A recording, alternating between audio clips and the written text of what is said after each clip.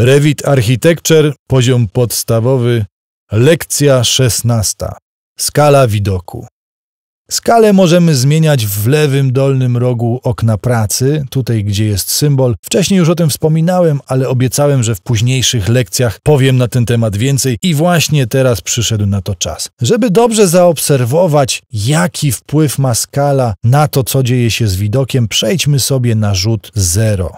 Klikam 2 razy lewym przyciskiem myszy. Zmieniam tutaj styl wizualny na ukryte linie po to, żeby wyłączyć wszelkie kolory, a następnie obok słoneczka wyłączam cienie, żeby mi nie przeszkadzały. I teraz popatrz na jedną rzecz. Ten widok ustawiony jest w skali 1:100.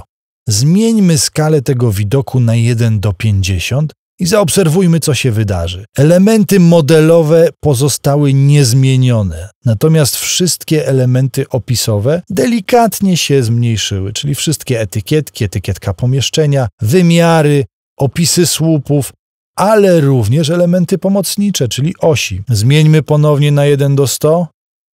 Widać, że proporcje wzajemne między elementami modelowymi a opisowymi zostały zmienione. Jaki jest z tego wniosek? A mianowicie taki, że skala to jest coś, co może być zmieniane w Revicie dowolną ilość razy. I polega na tym, że zawsze modyfikowane są proporcje pomiędzy elementami opisowymi i elementami modelowymi. Jeżeli definiujesz wielkość opisów, wielkość czcionki na wymiarach, to definiujesz ją od razu na wydruku.